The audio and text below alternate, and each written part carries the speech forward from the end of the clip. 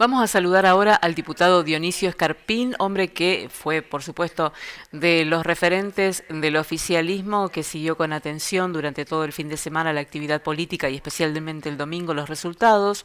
Vamos a hablar con el diputado provincial del radicalismo de Unidos para Cambiar Santa Fe. ¿Cómo le va, Dionisio? Muy buenas noches. ¿Qué tal? Buenas noches, un gusto saludarte, muy bien. Igualmente, gracias por atendernos, diputado. Bueno, en principio, una evaluación del resultado, conociendo que la participación, y esto es la clave quizás para los análisis posteriores, ha sido nuevamente muy baja. Sí, sorpresiva, pero va en sintonía con lo que está pasando en todo el país, en diferentes elecciones provinciales de Ciudad de Buenos Aires. Llamativo porque en Santa Fe estábamos acostumbrados a niveles de participación mayor, pero por supuesto que eso no le quita legitimidad a los triunfos de cada uno de los candidatos en cada localidad. Y en este sentido, sí, contentos porque Unidos para Cambiar Santa Fe ha ganado muchísimo, muchísimo territorio en esta elección. Y bueno, llegando casi, digo, de 365 localidades a ganar 266, alrededor del 80%, y eso realmente para tanto para Maxi Puyaro, el gobernador, para todos aquellos que somos referentes. Digo, es un empuje más, pero por supuesto también una responsabilidad mayor por ese respaldo en cada una de las localidades. Ahora, da la impresión que en la lectura posterior prácticamente todos los espacios mostraron algo de festejo. El oficialismo nacional aduciendo que logró 30 o 34 bancas de concejal en la ciudad, en la provincia de Santa Fe. Y el peronismo tratando de provincializar el resultado de Rosario, ¿no? Sí, es así. Sin dudas que los rosarinos, los peronistas rosarinos festejaron, pero Unidos para Cambiar Santa Fe hizo una muy buena elección también. La Libertad Avanza, es cierto, pero partió de cero, ¿no? Entonces partir de cero a 30 y algo quizás es más fácil que mantener un despliegue territorial como tiene Unidos, y sin embargo Unidos ya con una mayoría si uno mira el porcentaje de localidades que tenía desde la elección anterior, ha aumentado mucho más, ¿no? Incluso con departamentos donde todas las localidades ha ganado Unidos para Cambiar Santa Fe, y creo que eso muestra ese despliegue territorial que ha sido uno de los fuertes que ha tenido Maxi Puyaro cuando fue electo gobernador. Así que, bueno, es cierto, todos tienen algún motivo para estar contentos, y nosotros también tenemos el nuestro. Está mirando con detenimiento lo que viene ahora, porque el mojón político que los santafesinos tenemos por delante es la reforma de la Constitución. Julio es el mes marcado, y aquellos que estamos en comunidades pequeñas, donde hablamos de autonomías, o en más pequeñas aún, donde se pasa de comisiones comunales a la posibilidad de elección cada 4 años, evidentemente tenemos el foco allí. ¿Qué cree que va a definirse y cuál es el consenso armado para la convención en estos temas? Bueno, primero que hoy se está trabajando dentro de Unidos y con otras fuerzas políticas en establecer las reglas, ¿no? Que van a las reglas de funcionamiento de la convención, su reglamento, las comisiones, las autoridades. Y por supuesto también Unidos está trabajando en el marco político de la convención, y también consensuando diferentes cosas hacia adentro para después también obviamente sentarse a conversar y a consensuar aspectos muy importantes que hay que definirse con las otras fuerzas políticas. Respecto a la autonomía, sin dudas, hay cosas que están claras y que tienen un consenso absoluto, como el tema de las comisiones comunales. Digamos, el consenso es que pasen a ser todos municipios, y dentro de esos municipios va a haber diferentes categorías, como tienen otras provincias, como puede tener Chaco, como puede tener Córdoba, Corrientes mismo, y la diferencia en cada una de esas categorías también va a estar marcada por el nivel de autonomía. No es lo mismo la autonomía que seguramente va a tener Rosario, una ciudad de 1 millón de habitantes con un poder económico y con un presupuesto realmente muy grande, a la autonomía que puede tener una localidad pequeña del interior de nuestra provincia de Santa Fe. Esos debates van a ser sumamente ricos, interesantes, y donde no solo va a estar la academia, ¿no? Sino también los intendentes y nosotros desde la legislatura aportando nuestros pareceres, ¿no? Hay muchas discusiones que están saldadas, como eso de los presidentes de comuna y los 4 años, y hay otras que todavía hay que consensuarlas. Diputado, lo quiero aprovechar porque el tema central de estos días en la política nacional y provincial tiene que ver con la llegada de los fondos a las provincias. Los gobernadores han constituido una especie de bloque donde reclaman concretamente que fondos vinculados a los combustibles se coparticipen. E incluso se piensa en una ley o un proyecto de ley para que a nivel nacional esto tenga paso por el Congreso de la Nación. Usted que ha estado trabajando en el tema rutas y ha denunciado particularmente el abandono y la falta de mantenimiento de algunas, ¿qué visión tiene sobre este tema? ¿O se soluciona en lugar de una ley con que el gobierno asuma o privatice las rutas?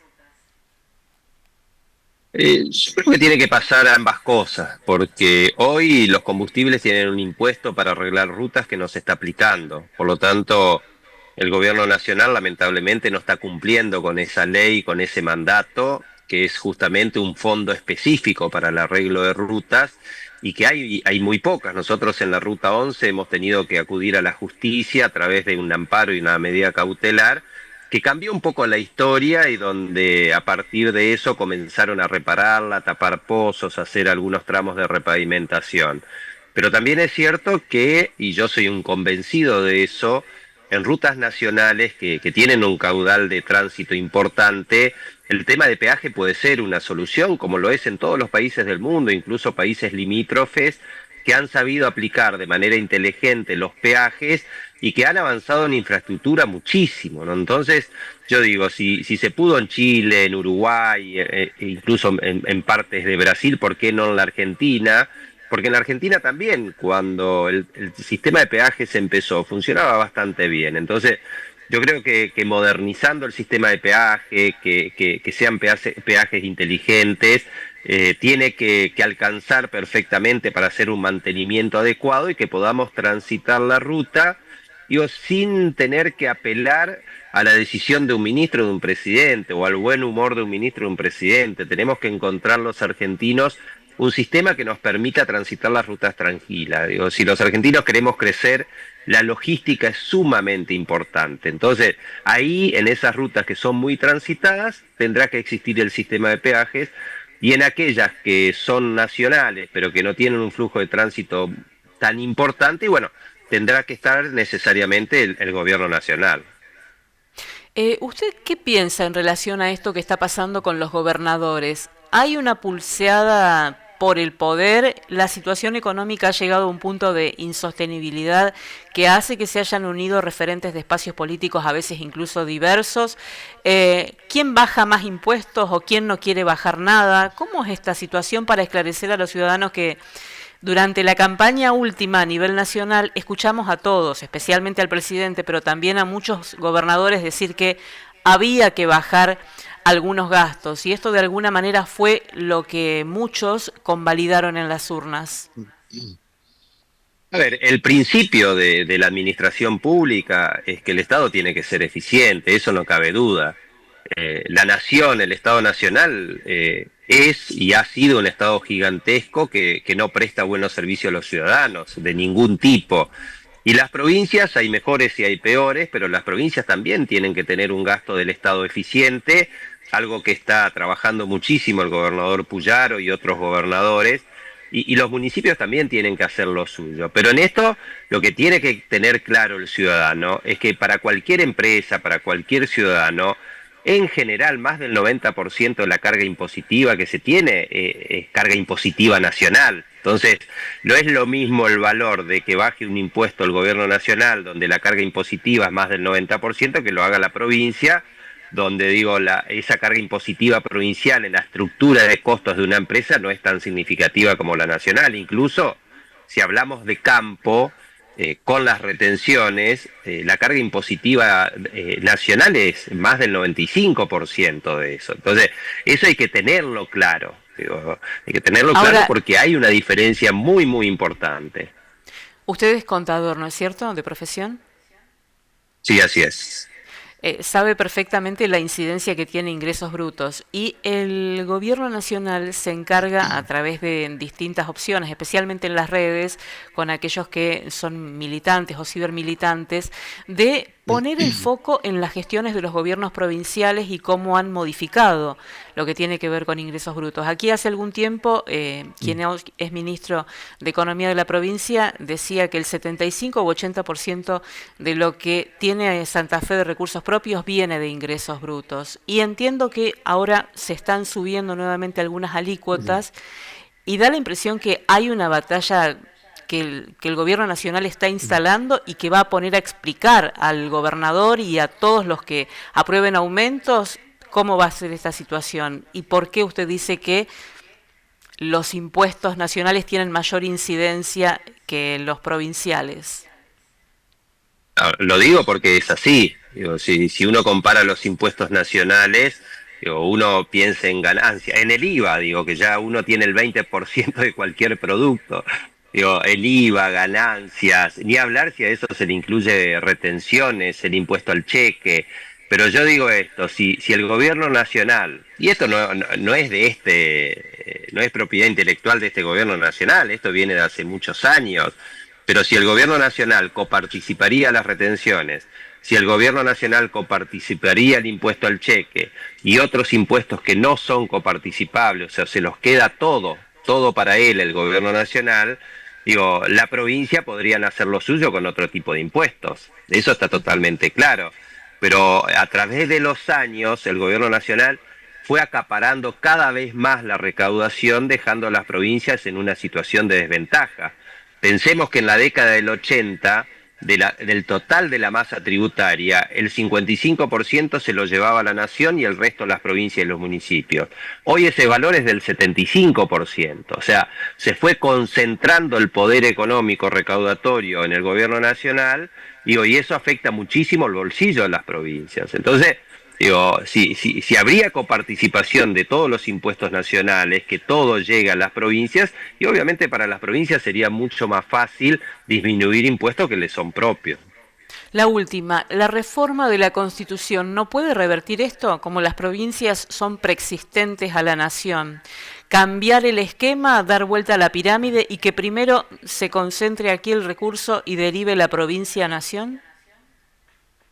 Desde que yo tengo uso de razón que se discute eso, y hay experiencias muy interesantes, eso, por ejemplo, el caso italiano, donde hay regiones que recaudan el IVA y digamos, la proporción va desde la región hacia la nación, es al revés, ¿no? Pero tengamos en cuenta que como Italia, Argentina también tiene un sistema de provincias donde hay provincias más pobres y provincias más ricas, ¿no? Y lo que hace el sistema de coparticipación es federalizar a nuestro país. Por eso digo de esto de que la nación recauda el 75%, ya no el 55% como era antes, digo, Sí, es perjudica un dato obviamente a tremendo. todo este esquema federal. Sí, perdón, lo Pero interrumpí para decir, para es algo que reafirmar que se es un viene. dato muy fuerte. Sí, sí, pero esto de la coparticipación se viene hablando desde que yo tengo uso de razón. Lo he estudiado en la facultad, intentos de reformas de coparticipación in eternum que nunca llegan a buen término porque son 24, 25 partes que se tienen que poner de acuerdo y eso todavía no ha sucedido, ¿no? Le agradezco mucho que nos haya atendido e incluso esperado algunos minutos. Muy gentil y hasta la próxima. No, gracias a ustedes. Un saludo a todos.